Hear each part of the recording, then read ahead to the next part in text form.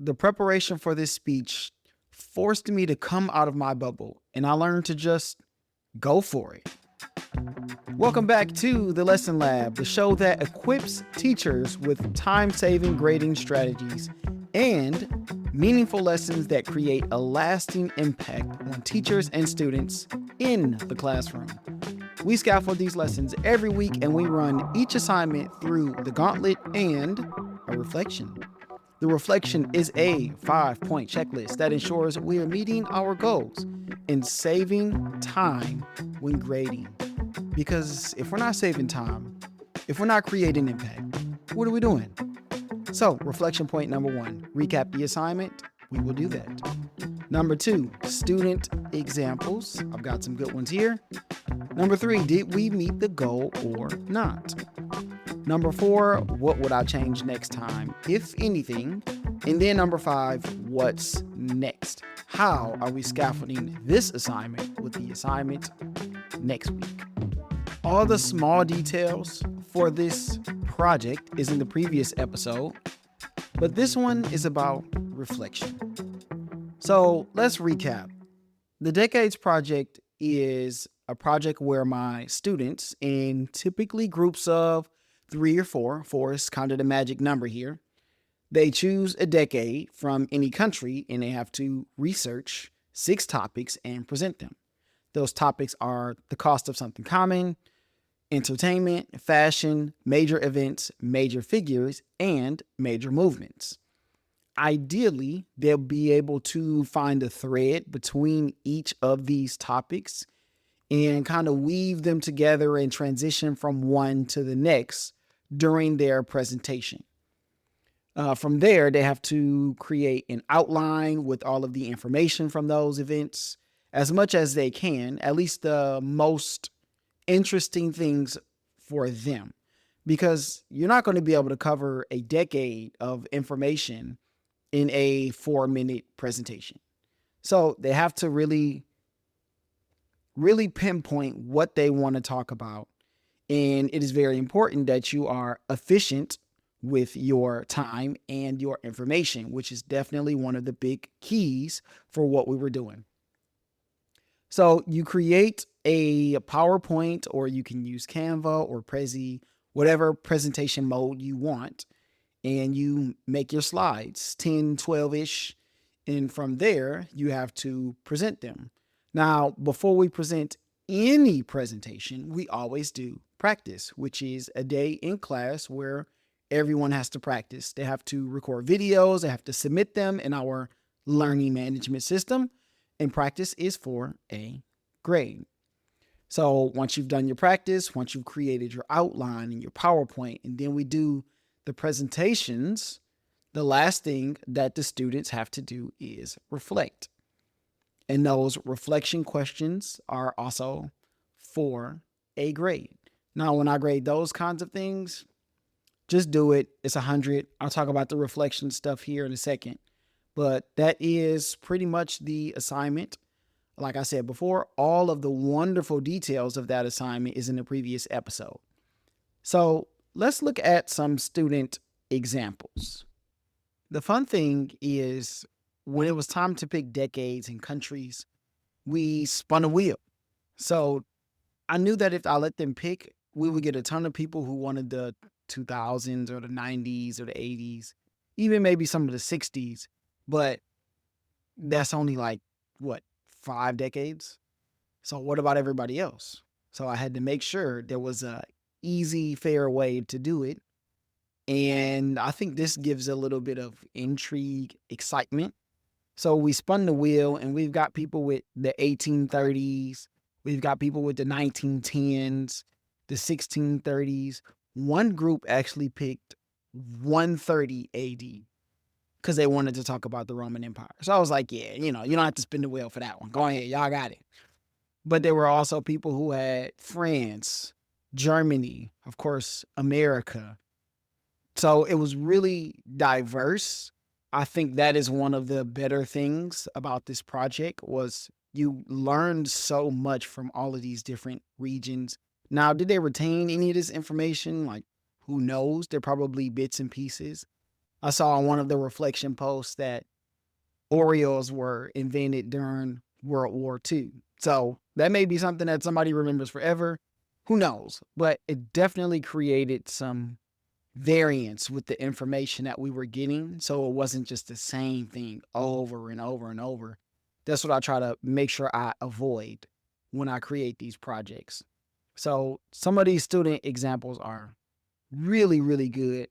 You can't see them, obviously, but they talked about fashion and the fabrics and the waistlines. And when we look at these visual aids, there's so much character and creation that they put into them. So anything that was created in the 80s, it looked like the 80s with the colors and the big pops. And when you looked at the stuff from the 90s, it was a little bit more grunge. It was a little more realistic. And then the early 2000s stuff is just all my childhood. So I was just like, oh, yep, I remember that. I remember that. I remember that album. I remember that story, that icon. So it was really fun to listen to the stuff that obviously I related to. So the student examples were really good. I would say the average grade for the presentations was about a 77. That's something I'll continue to monitor and track as we do these different projects. Number 3, did we meet the goal? Yes, but it was my first time doing this project. So I need to make an example and present this one so that they know where the expectations lie. Because there's so much here that students can pull from.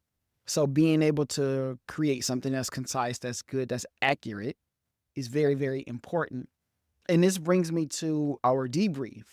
So after the project, they have to do a self-reflection, which is one thing, and then a debrief where I asked 10 questions, but they just chose 5.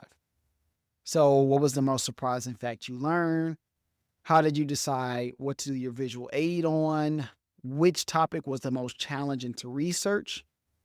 And so, out of these 10 questions, what role did creativity play in your approach to this project? Oh, man, that's good. How did preparing and delivering this presentation help you improve your public speaking skills? So, they got to choose 5, and I wanted to read. This was a really good one. So, I made sure I bookmarked it so that I could get back to it. And this is where the quote opening this episode came from. So one of the students said this project forced them to come out of their bubble and learn to just go for it. Even though they weren't 100% certain about the materials, they found that having a strong voice and not stopping for anything actually gave them a boost of confidence when presenting the presentation. So ideally, all of the stuff that we teach before we get to presentations are the things that will stick with them so that when it's time to present, that they would be able to do it well. And I would like to use these same answers for students to be able to go back and read before we go into the next project, because they are also things that they can keep in mind as we move forward, as we scaffold onto the next lesson, onto the next project.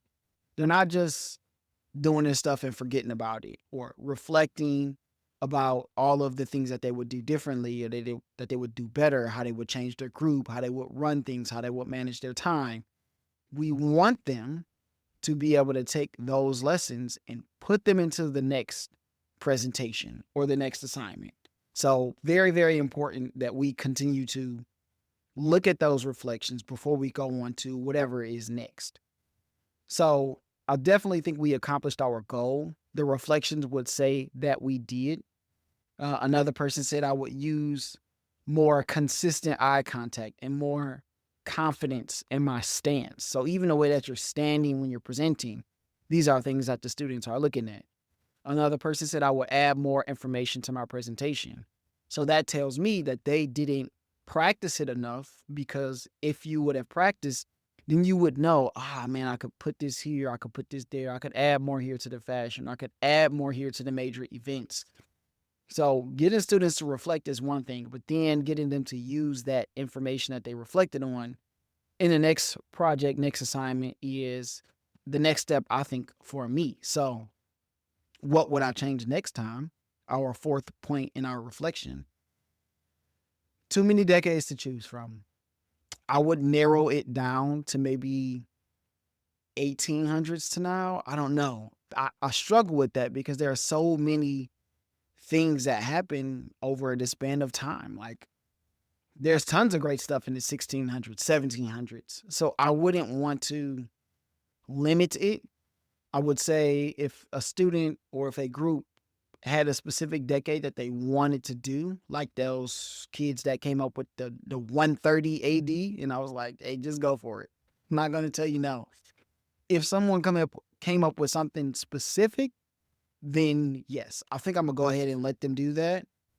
But I don't know. I have to figure out narrowing these decades down. Tell me, what would you all do if you were in this situation? Would you just open it up? I think I did 1400s to 2010s.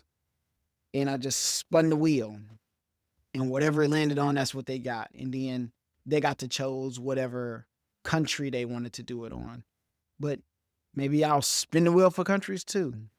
But next time, I'll have to kind of get a grapple on how many decades, because that was definitely one of the criticisms that I got, gripes from my students. And so what's next? So this is just a primer for the next project. They understand the process. So the timeline, the checkpoints, the debrief, the reflections, and the difficulty of grading presentations. So before this one, it's been kind of easy. But once you get to this, as I said, with the average grade of a 77, you got some really high ones and some really low ones. They understand that they're going to be challenged in different ways throughout the projects. So they know, like, oh crap, what's coming next? What has Mr. Franklin come up with that I'm going to have to do, that I'm really going to have to think and spend some time on? So that is always the goal. And if you want the details of how we came up with all of this stuff, you can check out the previous episode. But as for this episode, I think our reflection is finished. Before we get out of here, remember, you can get the resources from this episode and others on the Teachers Pay Teachers website, and you can just search Tony Rambo's Lesson Lab, and you'll be able to see the Decades Project and the outline and the rubrics and all of the stuff that I come up with. Just throw at the wall and hope it sticks. I also run a Facebook group filled with fun, supportive teachers called Teacher Triumphs, where we help each other through classroom burnout, because that is a thing. Let's keep the conversation going there. Until next time, keep teaching, keep learning, and I will see you all on the next one.